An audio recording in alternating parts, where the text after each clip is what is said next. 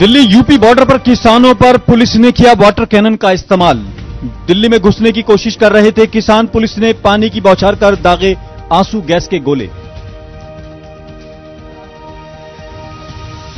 किसानों पर लाठीचार्ज को लेकर सरकार पर विपक्ष हुआ हमलावर। कांग्रेस ने जनरल डायर किए जलियांवाला बाग से की लाठीचार्ज की तुलना।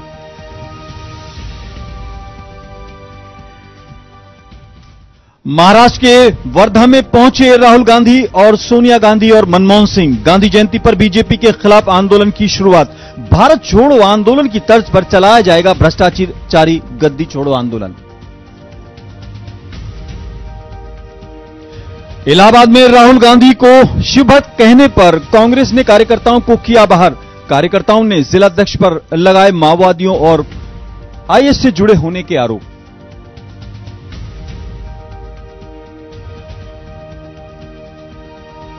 कांग्रेस ने राजस्थान चुनाव के लिए 70 उम्मीदवारों की पहली सूची की तैयार। सचिन पायलट, अशोक गहलोत की अध्यक्षता में बनी स्क्रीनिंग कमेटी ने चुनाव समिति को भेजी सूची। और गिर के जंगलों में वायरल फैलने से अब तक हुई 21 शेरों की मौत। 9 शेर अभी भी बीमार। इलाज के लिए अमेरिका से मंगवाई गई है वैक्सीन।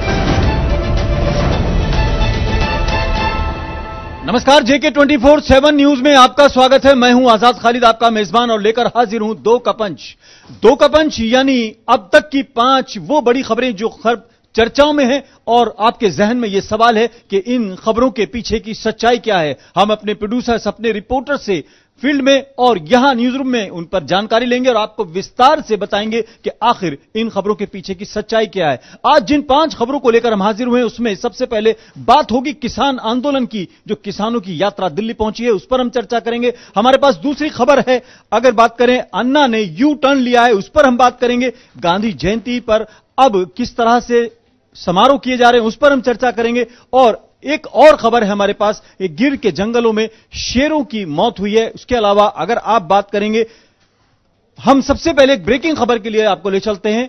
किसान आंदोलन में किसानों की वार्ता खत्म हो गई है और किसानों का आंदोलन लगभग समाप्त हो गया। 7 मांगों को मान लिया गया है, यह खबर आ रही है। एक ब्रेकिंग न्यूज के तौर पर हम आपको बता रहे हैं।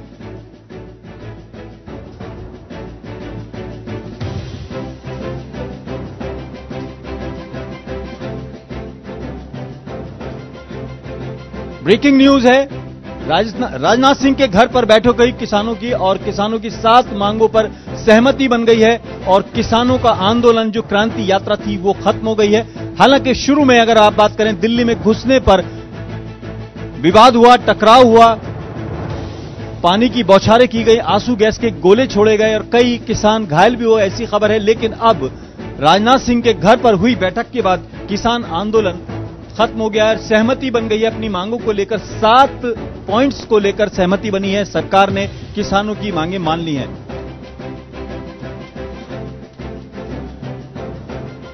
चलते हैं हम अपने खबरों की तरफ और जो हम आपको बता रहे थे, सबसे पहले किसान आंदोलन की बात करते हैं। हालांकि वो खत्म हो गया। लेटेस्ट न्यूज है, हमारे साथ मनीष देशवाल रहेंगे और प्रणय शर्मा रहेंगे। जब किसान चले थे हरिद्वार से टिकैत घाट से लगभग 140 किलोमीटर की उन्होंने डिस्टेंस को तय किया और वहां से वो यूपी आए, यूपी के बाद गाजियाबाद पहुंचे और जब यहां दिल्ली में पहुंचने की बात आई तो टकराव हो गया। अपन अगर देखें, इसको कहीं इंटेलिजेंस का फेलियर मानते हैं, सरकार की हीला हवाली मानते हैं, या सरकार की और बीजेपी की कोई रणनीति मानते, पहले मामले को हाइप किया जाए फिर उसको एक तरह से समझौता किया जाए ताकि एक जो माइलेज है मीडिया का कवरेज मिल सके। कैसे देखते हैं आप इसको? देखिए, मेरा ये मानना है कि इसमें टोटल फेलियर बीजेपी की रणनीति का हुआ है। केंद्र सरकार को बिल्कुल भी उम्मीद नहीं होगी कि इतनी ज्यादा संख्या में किसानों का आंदोलन दिल्ली तक पहुंचेगा। उसे काफी हल्के में लिया। यह कहा जा सकता है कि क्योंकि उसे किसी भी राजनीतिक दल का सपोर्ट नहीं था, यह सबसे बड़ी बात है। मैं क्लियर कर देता हूं कि जो किसान यूनियन है वो अराजनीतिक है, वो कभी किसी दल से समझौता नहीं करती। अभी आप देखें, और उनका जो स्लोगन है भारतीय किसान यूनियन और ब्रैकेट में वो लिखते हैं अराजनीतिक। तो अगर बात करें तो उनका एक अपना वजूद है और उनका इतिहास आप देखें 88 से लेकर 87, 89, 92, 91 महेंद्र सिंह टिकैत का इतिहास है कि हमेशा उन्होंने उग्र आंदोलन किए हैं। फिर सरकार का फेलियर मानते हैं आप? ये देखिए वही मैं बात कह रहा था, लेकिन उसके बावजूद भी राजनीतिक दलों का समर्थन होता है। जैसे कि आज आपने देखा अरविंद केजरीवाल की भी बाइट सामने आई है, उन्होंने कहा है कि किसानों को दिल्ली में आने दिया जाना चाहिए। कांग्रेस भी लगातार इस बात का विरोध कर रही थी। लेकिन अगर हम हरिद्वार से देखें, हरिद्वार से अब तक के गाजियाबाद तक के सफर को देखें तो आप बहुत ही कम कोई भी बयान किसी भी राजनीतिक दल के द्वारा देखेंगे। हालांकि ये मुद्दे लगातार राजनीतिक दलों के द्वारा उठाए जा रहे हैं, लेकिन आखिर अब तक उन्होंने क्यों नहीं सरकार पर दबाव बनाया, क्यों नहीं राजनीतिक दलों ने एक मजबूत विपक्ष का काम किया? तो यहां पर विपक्ष भी कमजोर पड़ा और सरकार भी कमजोर पड़ी कि उन्होंने किसानों का जो ताकत थी उसे समझने में एक बड़ी भूल करी। साथ ही में क्योंकि अब आपने बात की महेंद्र सिंह टिकैत की, वो दौर जा चुका है। अब उनके बेटे पूरी तरह से चीजों को संभाल रहे हैं, उनका कितना होल्ड है किसानों के ऊपर, ये एक सबसे बड़ी बात रहती है। साथ ही में जिस तरीके से आज हमने देखा वाटर कैनन का इस्तेमाल हुआ, हमने देखा कि किस तरीके से दिल्ली पुलिस और खासतौर से किसानों के बीच में जोरदार झड़प देखने को मिली, ये जो तस्वीरें आई हैं, और डैमेज कंट्रोल में मानूंगा कि उसके बाद राजनाथ सिंह के आवास के पर बैठक होती है, 7 सूत्रीय मांगों पर चर्चा की जाती है, ये चीजें काफी पहले होनी चाहिए थी। ये बात अगर हम देखें कि अगर ये एक तरह से फेलियर है, लेकिन अगर जिस तरह से गाजियाबाद तक किसान पहुंच गए, 140 किलोमीटर लंबा उन्होंने अपनी क्रांति जो यात्रा है वो चलाई। उत्तराखंड की अगर आप बात करें, वहां बीजेपी शासित सरकार है, त्रिवेंद्र सिंह रावत वहां बात कर सकते थे, योगी आदित्यनाथ कल मिलते हैं, कल वो विफल हो जाती। आज भी एक हेलीकॉप्टर पुलिस लाइन गाजियाबाद में खड़ा है, पुलिस और सब लोग मुस्तैद थे, लेकिन फिर भी वो दिल्ली की तरफ कूच कर गए। अब बात हुई है, हालांकि वार्ता हो चुकी है, लेकिन अगर इसे देखें राजनीति में कहीं फेलियर मानते हैं इसको, या किस तरह से जो किसान यूनियन का जो इतिहास है? ये बिल्कुल सरकार का फेलियर तो इसे कहेगा, क्योंकि जब आपको पता था कि हरिद्वार से किसान क्रांति यात्रा दिल्ली के लिए कूच कर चुके हैं, तो आपने ये जहमत बात करने की पहले क्यों नहीं उठाई? आपको लगा कि किसान आएंगे और यहां से हम उनको आश्वासन देकर वापस भेज देंगे, लेकिन जब किसान आपकी छाती पर आकर बैठ गए तो आपको लगा कि अब मामला हाथ से बाहर है और ऊपर से चुनाव आपके नजदीक है, तो आपको लगा कि किसान कहीं ना कहीं नाराज हो जाए, तो आपने तुरंत मीटिंग बुला ली और तुरंत आपने उनके फैसलों को सहमति भी कर दी, क्योंकि आपको पता था कि ये किसान तमिलनाडु वाले किसान नहीं है। लेकिन एक खबर ये आ रही है कि बैठक तो खत्म हुई है, लेकिन आंदोलन खत्म नहीं हुआ। जो लेटेस्ट बात यह है कि राजनाथ सिंह के घर जो बैठक थी वो बैठक खत्म हुई, आंदोलन खत्म नहीं हुआ। 7 पॉइंट्स पर सहमति जरूर बनी है, आंदोलन अभी जारी रहेगा, ऐसा सुनने में आ रहा है। जी बिल्कुल, देखो जहां तक मैं इन किसानों की बात करूं और जहां तक मैं इनको करीब से जानता हूं, तो ये किसान इतनी आसानी से मानने वाले नहीं है, क्योंकि अगर सरकार चाहती है कि अगर हम इनको आश्वासन देकर भेज देंगे तो ये इनके बहलावे ये किसान फैसला ऑन द स्पॉट चाहेंगे। और आपने चाहिए, और एक दुखद वाली बात यह भी है कि आज जिस हम देश में किसान और जवान का नारा देते थे, आज वही किसान और जवान आमने सामने खड़े हैं। तो ये किसान और जवान का नारा देने वालों लाल बहादुर शास्त्री जी का आज जो है जन्मदिन भी है। अगर बात करें, जरा हम देखते हैं स्पॉट पर हमारे संवाददाताओं ने और हमारे एग्जीक्यूटिव एडिटर के एम शर्मा ने जायजा लिया, जरा वो भी सुनवा लेते हैं। और उसके अलावा गुलाम नबी आजाद क्या कह रहे हैं और आरपीएन सिंह कांग्रेस की तरफ से क्या कह रहे हैं, ये भी सुनते, और हमारे तरुण शर्मा ने क्या देखा है जरा वो भी दिखाते हैं आपको। कि भारत गांव में रहता है और गांव में किसान रहता है, तो ये तो सिद्ध ही करता है कि आज नौबत पड़ी देश भर के किसानों को दिल्ली में पहुंचने की, क्योंकि ये सरकार, भाजपा की सरकार, गांधी जी के किसी कार्यक्रम को और किसी सिद्धांत को नहीं मानती है। चाहे वो किसानों के साथ आज क्या हो रहा है, या हमारी बहनों के साथ, बहु बेटियों के साथ क्या अत्याचार हो रहा है, गरीब दलितों अल्पसंख्यकों के साथ आज क्या अत्याचार हो रहा है, बेरोजगार नौजवानों के साथ आज क्या हो रहा है, ये तो दुनिया जानती है। तो लेकिन सारा रास्ता ब्लॉक है, क्या कहेंगे? देखिए, 4.5 साल में अगर जुमलों के सिवाय अगर प्रधानमंत्री जी ने किसानों के बारे में कुछ किया होता तो आज ये हालात किसानों की नहीं होते। अफसोस की बात है कि भाषणों में किसानों की और किसानों के विकास की बात प्रधानमंत्री रोजाना करते हैं, पर जिस हाल पर और बेहाल पर किसानों को छोड़ रखा है, ये देश के लिए एक दुर्भाग्यपूर्ण स्थिति है। जो है ADG Meerut zone Prashant Kumar sir हैं। प्रशांत जी, किसानों का आंदोलन चल रहा है, आज आरसीएस के गोले छोड़े गए, वाटर कैनन किया गया, क्या कुछ स्थिति है अभी और कितनी सिक्योरिटी फोर्स यहाँ मौजूद है? पर्याप्त संख्या में पुलिस बल मौजूद है और किसानों को समझाया बुझाया जा रहा है और हम ये प्रयास कर रहे हैं दिल्ली पुलिस से वार्ता करके कि अगर ये पैदल जाना चाहे तो इनको परमिट किया जाए, क्योंकि एनजीटी के ऑर्डर है कि ट्रैक्टर्स नहीं जा सकते, उसके तहत ही ट्रैक्टर्स ट्रॉली बैन किया गया है। और इसके साथ ही साथ जो किसान भाइयों की वार्ता जो है सरकार का जल्दी कोई समाधान नहीं। सर बीच में आंदोलन थोड़ा उग्र हो गया था, पुलिस को जो है वाटर कैनन का इस्तेमाल करना पड़ा, पुलिस के गोले छोड़े गए, क्या कुछ किसानों को समझाया नहीं जा रहा पुलिस द्वारा?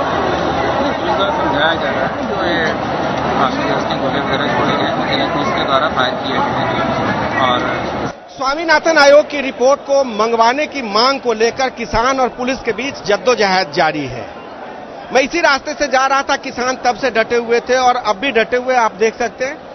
रैपिड एक्शन फोर्स भी लगा दी गई है और किसान भी यहां पे डटे हुए हैं। किसानों की मांग है कि चुनाव के समय जो आपने वादा किया था उसे पूरा कीजिए और अगर पूरा नहीं कीजिएगा तो ईंट से ईंट बजा देंगे। इनकी मांग है कि ट्रैक्टर 10 साल में क्यों, किसानों का मुआवजा समय पे क्यों नहीं, ऋण माफी क्यों नहीं, क्या मांग है? गलती हो सकती जी, अब उन्होंने हमने ना वोट पे और ये बैठा दे कुर्सी पे और मारो बम किसानों पर गोली चलवाना बेहद निंदनीय है। किसान जो पीछे नहीं हटेगा, दिल्ली जाके रहेगा और इसको सरकार को सबक सिखाएगा। ये किसान विरोधी निर्णय है, किसान विरोधी सरकार है। किसानों पे इसने गोली चलवाई है, इसका खमेजा ढोना पड़ेगा। किसानों की बात करनी जगह किसानों पे गोली लगी है इनमें। कई किसान घायल है, कई किसानों को गोली लगी है। बेरहमी से सरकार काम कर रही है। किसान अन्नदाता है, किसान अन्नदाता है, किसान को किसान अन्नदाता है। किसानों पे लाठी चलाई गई, किसानों पे अश्रु गैस के गोले छोड़े गए। लेकिन सवाल ये है कि क्या ये बातचीत शांति से भी हो सकती थी? बातचीत शांति से भी हो सकते। देखिए आज शांति का प्रतीक, हाँ ये शांति प्रिय है, शांति से बात करने के लिए हम जा रहे हैं, लेकिन हमें रोका क्यों गया? समस्या ये है भाई, हम शांति प्रिय आदमी। बातचीत शांति से भी हो सकती थी, लेकिन शांति की प्रक्रिया जो है फिलहाल यहाँ पे भंग हो चुकी है, क्योंकि लोग मानने को तैयार नहीं है और पुलिस दिल्ली जाने देने को तैयार नहीं है। लिहाजा यहाँ पे लाठीचार्ज जैसी कोई स्थिति नहीं है, लेकिन पानी के गोले जरूर दागे गए, अश्रु गैस जरूर छोड़े गए और कोशिश ये की जा रही है कि बातचीत से जितनी शांति से इसका हल निकाल लिया जाए। वीडियो जर्नलिस्ट रिंकू के साथ कृष्ण मोहन शर्मा, JK 24/7 न्यूज, दिल्ली। अपनी 9 सूत्री मांगों को लेकर किसान यूपी बॉर्डर पे डटे हुए हैं। उनकी मांग है कि जब तक प्रधानमंत्री या उनके समकक्ष कोई अधिकारी उनसे बातचीत नहीं करता, जब तक उनकी समस्याओं का समाधान नहीं किया जाता, तब तक वो इन लोगों की यहां से नहीं जाएंगे। यहां पे पानी की बौछार चले या अश्रु गैस के गोले दागे जाए, कोई फर्क नहीं पड़ता, क्योंकि किसान का बेटा ये जानता है कि मट्टी में कैसे उम्मीदों को जीवित किया जाता है और मट्टी में बीज डाल के कैसे उम्मीद पे पूरी दुनिया को पलने के लिए छोड़ दिया जाता है। हम बात करते हैं, क्या मांग है आप? मांग तो एक बात है, मांग तो पहले मीडिया को भी पता है। स्वामीनाथन आयोग की रिपोर्ट है, कर्ज मुक्त भारत किसान हो। मांग तो और ट्रैक्टर जो है 10 साल में ट्रैक्टर एक बात है, 10 साल में किसान तब बेकार हो जाएगा, एक बात थोड़ी बात है। मैं इतने महंगे ट्रैक्टर खरीदे, कद लोग किसान खरीदेगा? इस एक बात बता, जो सरकार में बढ़ते हैं अगली खबर की तरफ।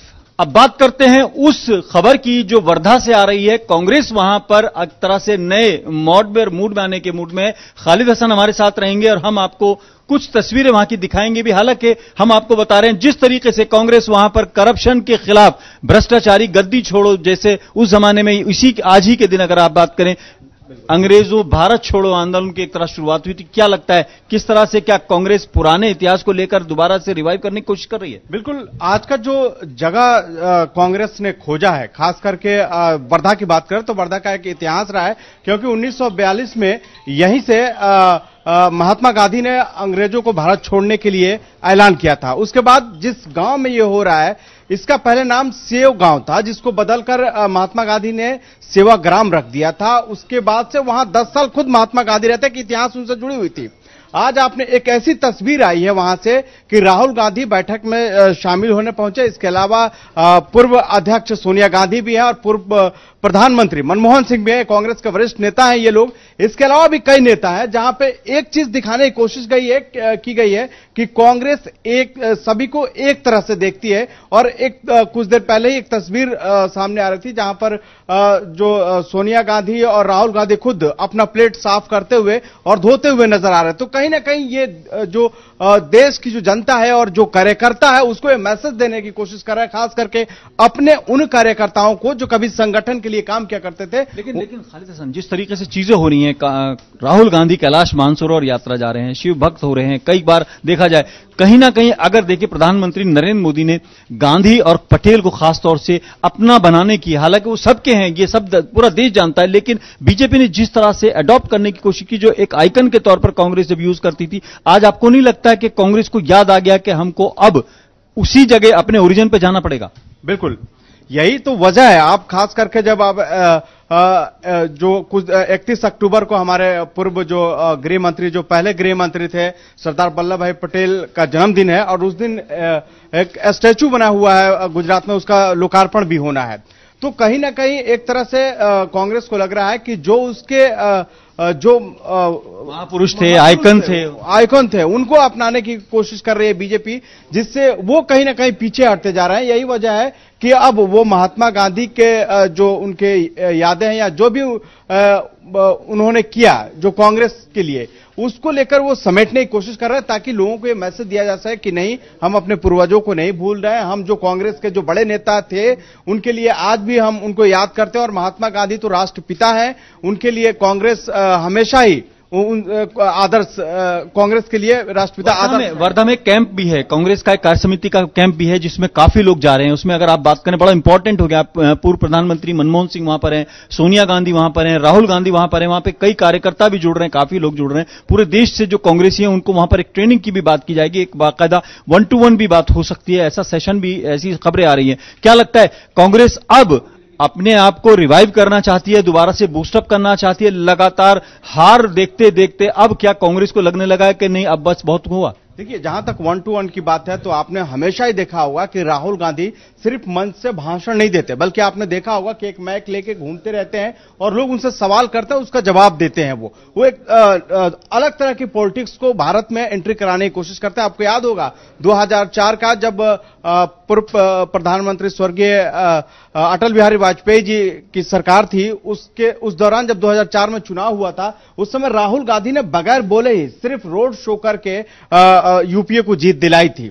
2009 में भी रोड शो का उनका फायदा हुआ, लेकिन अब उनको लगा कि सिर्फ रोड शो से काम नहीं चलेगा, आपको कार्यकर्ता से मिलना होगा, उसको उसकी पहचान बतानी होगी कि आप कांग्रेस के लिए कितने महत्वपूर्ण हैं। अगर आप संगठन को मजबूत नहीं करोगे तो फिर बीजेपी एक तो संगठित पार्टी है, उसके कैडर है, कार्यकर्ता है जो कभी आपके हुआ करते थे, अब उस तरह के नहीं है। तो कहीं ना कहीं ये मैसेज देने की कोशिश किया जा रहा है कि जो संगठन के लोग हैं उनको एक किया जाएगा और इसी बहाने 2019 में नैया पार लगाने की कोशिश की जाए। यानी इसको देखा जाए 2019 की तैयारी है और 3 राज्यों में जो खासतौर से बड़े चुनाव हैं उनको लेकर तैयारी, कांग्रेस कमबैक करना चाहती है। बढ़ते अगली खबर की तरफ और बात करते हैं अन्ना हजारे की। जी हां, अन्ना हजारे जो लोकपाल बिल को लेकर सड़क पर उतरे थे, एक बहुत बड़ा आंदोलन रामलीला ग्राउंड में देखा था। अक्सर अन्ना हजारे इस नाम पर आंदोलन करते रहे हैं, अभी भी वो आंदोलन कर रहे थे, लेकिन अब उनका यू टर्न सामने आया। अभिजीत हमारे साथ रहेंगे, हम जानकारी लेंगे।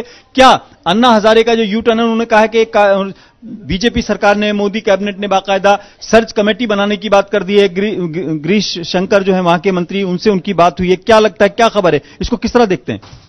अन्ना आज से आंदोलन करने वाले थे, आज गांधी जयंती, अभी किसानों की ही बात हो रही थी, तो उनका मुद्दा भी किसान और लोकपाल पे फोकस था। वो अभी भी शुरू से ही हमने देखा है कि 2011 में जब आंदोलन हुआ था अगस्त के महीने में, तब भी उनका मेन मुद्दा लोकपाल था और अब वो किसानों की भी बात करने लगे हैं। लेकिन सबसे बड़ी बात यह है कि अन्ना को आखिर यू टर्न क्यों लेना पड़ा? क्या अन्ना पहले जैसे प्रभावी नहीं है? क्या जो 2011 में भीड़ जुटी थी उनके आंदोलन में, जिस तरह की भीड़ जुटी थी रामलीला मैदान में जो आंदोलन हुआ था, हर पूरे देश से उनको सहयोग मिला था, लेकिन उसके बाद भी अन्ना ने कई बार आंदोलन किए, कई बार वो अनशन पे भी बैठे, लेकिन उस तरह का सहयोग अन्ना को नहीं मिला जो 2011 में। उन्होंने चिट्ठी भी लिखी है प्रधानमंत्री नरेंद्र मोदी को और कहा कि 4 साल में आपने लोकपाल पर कुछ नहीं किया, नियुक्ति भी नहीं की गई है, लेकिन अब एकदम से वो मैनेज हो गए। क्या लगता है, अन्ना की जो धार थी वो खत्म हो गई है या कहीं ना कहीं जो वो आंदोलन था, वो आंदोलन का जो पहनापन है वो खत्म हो गया? क्योंकि जब उनका दिल्ली के अंदर रामलीला ग्राउंड के अंदर हमने आंदोलन देखा था, हमने कवरेज भी किया था उसको, तो ये कहा जा रहा था कि गांधी के बाद एक ऐसा फेज सामने आया जिस पर लोग मोटिवेट हो गए, लोग बाग बाहर आए निकल के। लेकिन क्या वो आज अगर बात करें इसी संदर्भ में, क्या वो गांधी कहीं पहनापन खत्म कर रहे हैं आज के गांधी? बिल्कुल, एक तरह से कह सकते हैं कि अन्ना के पर लोगों को काफी भरोसा था। जब 2011 का आंदोलन हुआ था तो सबको भरोसा था कि अन्ना के रूप में वाकई एक गांधी आया जो फिर से देश को बदलेगा, एक देश को नई दिशा और दशा देगा। लेकिन जो 2011 में जो हुआ, जो सरकार की तरफ से जो भी उन्हें दी गई कि हाँ हम आगे काम करेंगे, लेकिन उसके बाद जब 2014 में बीजेपी की सरकार आई तो वो भी लोकपाल को लेकर उतनी सीरियस नहीं दिखी। अन्ना ने कई बार ये बात आगे कहीं भी कि लोकपाल को लेकर ये सरकार सीरियस नहीं है। अभी भी अन्ना कहते रहे हैं कि लोकपाल को लेकर सरकार सीरियस नहीं है, किसानों के मुद्दे पर भी सरकार सीरियस नहीं है। लेकिन जो अन्ना की एक टीम थी जिसमें किरण बेदी थी, प्रशांत भूषण थे, इसके अलावा अरविंद केजरीवाल थे, वो सब अन्ना से अलग हो गए। तो अन्ना के अलग होने के बाद अन्ना का प्रभाव भी घटा, लोगों का भरोसा अन्ना पर पहले जैसा नहीं रहा, क्योंकि वो अनशन तो शुरू कर देते हैं लेकिन किसी मुकाम तक उसको नहीं पहुंचा पाते हैं। सबसे बड़ी बात यह है, चाहे वो केजरीवाल हो या अन्ना हजारे हो। इसलिए कुल मिलाकर अगर बात करें, चाहे अरविंद केजरीवाल राजनीति में स्थापित हो गए, लेकिन अन्ना आज भी आंदोलन तक उलझे हुए हैं और आंदोलन में वो पैनापन खत्म होता जा रहा है और कहीं ना कहीं वो अपने आप ही आंदोलन शुरू करने की बात करते हैं और खुद ही कह देते हैं कि अब इस पर आश्वासन मिल गया है। 4 साल की बात करते हुए उन्होंने चिट्ठी जरूर लिखी थी, लेकिन शायद आज का गांधी उतना पैना नजर नहीं आ रहा है। बढ़ते अगली खबर की तरफ और बात करते हैं गिर के जंगलों की, जहां 21 शेरों की मौत हो गई है। हालांकि पूरी सरकार लगी हुई है, टाइगर बचाओ, एक तरह से शेरों को बचाने के लिए चल रहा है मामला, लेकिन वहां पर 21 शेरों की मौत होना, वायरस फैला हुआ है, वहां पर बीमारी फैली हुई है, 9 शेर अभी भी बीमार हैं। बड़ी खबर है, हम लोग सभ्य समाज में हैं, लेकिन अगर जंगल में जिस शेर के नाम पर पूरे देश में बड़े बड़े आंदोलन, बड़ी बड़ी नारेबाजी और बड़े बड़े खर्चे किए जा रहे हैं, उसकी यह हालत है। जंगल का शेर आज चूहे की मौत मर रहा है, ये बड़ी खबर है। और हम वहां से हमारे संवाददाता महिपाल सिंह को जोड़ेंगे और वन अधिकारी हैं दुष्यंत सिंह, उनसे भी जानकारी लेंगे। महिपाल, क्या जानकारी अभी तक लेटेस्ट, क्या जानकारी आपके पास? यहाँ पे देखा गया है कि 21 दिन में 20 शेरों की यहाँ पे मौत हो चुकी है, यानी कि ज्यादा 20 दिनों में 21 शेरों की मौत हो चुकी है। और देखा गया कि प्रोटोजोआ इंफेक्शन की वजह से इन लोगों की मौत हुई है। और अभी अभी फिलहाल 6 शेर अभी बच चुके हैं, उनकी यहाँ पे अभी भी जो भी है उनका इलाज चल रहा था, वैसा यहाँ पे कहा जा रहा है। और सितंबर 20 से 30 तक उन लोगों को यहाँ पे रेस्क्यू सेंटर में रखा था, ऐसी बात है। और ये एक वायरस की वजह से ये शेरों की मौत हो रही है, ये पुष्टि यहाँ पे बाहर आई है। क्या महिपाल, अभी प्रशासन क्या कह रहा है, वन अधिकारी वगैरह क्या कह रहे हैं, क्या लगता है वायरस की वजह क्या है? कोई बाहर से या जंगल के अंदर? 2 तरह की बात होती है, ट्रांसमिशन जो जिसे कहना चाहिए, जो संक्रमण है वो आबादी की तरफ से आया है या जंगल के अंदर यह जो है वायरस फैला हुआ है? ये संक्रमण की जो बात है वो संक्रमण की बात अंदर ही है, अंदर जंगल की ओर से ही है। बाहर से कोई संक्रमण आया है ऐसी कोई बात यहीं से नहीं मिल पाई है। ये जो नेशनल इंस्टीट्यूट ऑफ वायरोलॉजी है, उन्होंने पुणे से ये सैंपल उन्होंने लिए और उन्होंने एनालिसिस किया हुआ है ये पूरा का पूरा। हमारी कोशिश है दुष्यंत सिंह जो है वहां के वन अधिकारी, उनको भी हम जोड़ने की कोशिश करेंगे, उनकी वो क्या कह रहे हैं जरा सुनवाते हैं, उन्होंने क्या इस पर बयान दिया है।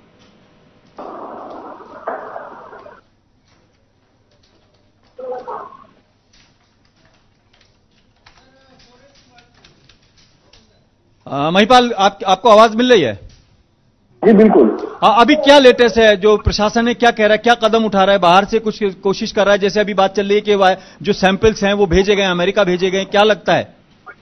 जी बिल्कुल, उन्होंने जो सैंपल्स है पूरे के पूरे अमेरिका भी भेजे हुए हैं और जो कि इससे रिलेटेड जो भी इंस्टीट्यूट है वहां पे भी भेजा गया है। और ये पूरी की पूरी वारदात जो है यहाँ पे ही रुक जाए और ज्यादा से ज्यादा अभी जितने भी एशियाटिक लायंस यहाँ पर है उनको ज्यादा से कोई तकलीफ अब ना हो और किसी की भी मौत ना हो। इसी वजह से उन लोगों ने पूरा का पूरा जितने भी जख्मी शेर या फिर जितने भी यहाँ पे बीमार शेर पाए गए उनका भी पूरी की पूरे तरह ध्यान रखा जा रहा है और इलाज भी उनका पूरा का पूरा हो रहा है। और जो भी शेरों की अभी मौत ना हो उसके लिए प्रशासन पूरा अलर्ट में है और उन लोगों ने पूरे का पूरा इलाज के अंदर उन लोगों को जल ले जाया गया। और दूसरे जो भी शेर जो है वो इलाज अभी यानी कि बीमार नहीं हुए हैं उन लोगों को भी ध्यान रखा जाए तो वो भी इन वायरस की चपेट में वो भी ना आए।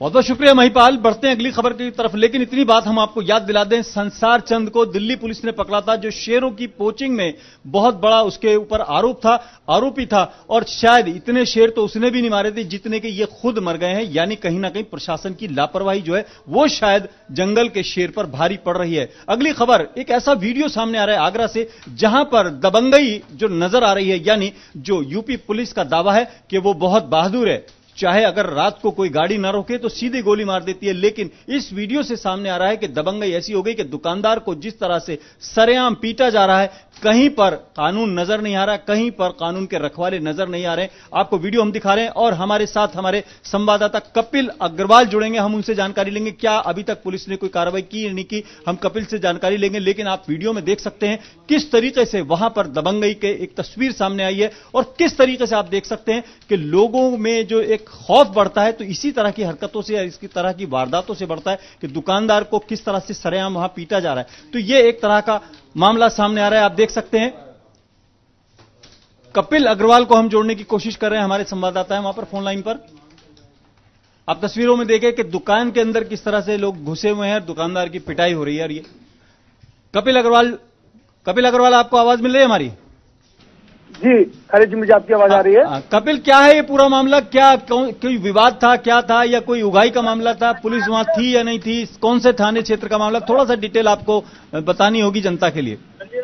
जी मैं आपको कह दूं, ये ताजा मामला जो है कल देर रात का है, जब एक लड़की एक दुकान पर खरीदारी करने जाती है। ये एरिया पड़ता है थाना निवागरा क्षेत्र के अमर विहार चौकी का, जहां पर बाजार में खरीदारी करने जाती है। लड़की को सामान मांगती है दुकानदार से, लेकिन सामान देने में जब देर दुकानदार की तरफ से हो जाती है तो 5 से 6 युवक अपना इंप्रेशन लड़की के ऊपर जमाने के कारण उसके साथ दुकानदार के साथ मारपीट कर देते हैं। उसे कैमरे की सीमा से बाहर लाने के लिए उसे सड़क लाकर मारपीट करते हैं। उसके बाद उसकी जेब में रखे 5,000 रुपए भी निकाल लेते हैं। ऐसा पीड़ित का आरोप है। लेकिन पुलिस ने पीड़ित की तहरीर में लूट का जिक्र नहीं होने दिया है। पीड़ित पर दबाव बना दिया गया है और पुलिस पूरी तरीके से अभी भी दहशत में है और कल से पूरे क्षेत्र में अफरा तफरी का माहौल है और पुलिस के हाथ 24 घंटे होने तक भी खाली हैं। कपिल, जो जिस तरीके की तस्वीर आप देख रहे हैं, जो आप बात बता रहे हैं, बड़ी गंभीर बात है। यानी वहां का जो बिजनेसमैन है, जो दुकानदार है, वो सीसीटीवी कैमराज इसलिए लगाता है ताकि अगर कोई ऐसी वारदात हो तो उसको या तो कैद कर सके अपनी तस्वीरों में, या कम से कम वो एक लोगों में ये रहे कि आप कैमरे की नजर में। बावजूद इसके अगर ऐसी हरकत होती है तो क्या आपको नहीं लगता जो लोग उसको बाहर खींच के अपनी मंशा को पूरा करना चाहते हैं तो वो लोग भी एक तरह से प्रोफेशनल है और कहीं ना कहीं पुलिस जो है वो कहीं नाकाम नजर आ रही है आपको? कि अगर इन युवकों की बात की जाए तो युवा हैं और एक स्टूडेंट देखने में मालूम पड़ रहे हैं, लेकिन अगर पुलिस की बात की जाए तो पुलिस अभी तक इनको पकड़ने में नाकाम साबित हुई है। और अगर इस लड़की की बात की जाए तो इस लड़की की भी पहचान नहीं अभी की जा रही है। ये एकदम अचानक ही ये पूरा घटनाक्रम जो है जाहिर हुआ है, लेकिन पुलिस अभी भी 24 घंटे हो जाने के पहले भी उसके पुलिस के हाथ खाली हैं और किसी भी तरीके की कार्रवाई अभी तक नहीं कर पा रहे हैं। और ताजनगरी आगरा में ऐसे कई मामले सामने आए, लेकिन पुलिस हमेशा बैकफुट पर नजर आई है। बहुत बहुत शुक्रिया कपिल। कई वारदातें ऐसी हो चुकी है मथुरा और आगरा में, खासतौर से ज्वेलर को भी वहां पर सरेआम गोली मारी गई थी, वो भी हमको याद है। और अगर आप बात करें इन तस्वीरों को देखकर भी लगता है कि कहीं ना कहीं उत्तर प्रदेश में पुलिस को यह समझने की जरूरत है कि सीधे गोली मारने के बजाय शायद अपराधियों पर भी अंकुश होना चाहिए ताकि समाज के अंदर एक ऐसा माहौल हो कि लोग सुरक्षित अपने आप को महसूस कर सकें। 2 के पंच में आज फिलहाल इतना ही। अपने मेजबान आजाद खालिद को इजाजत दें।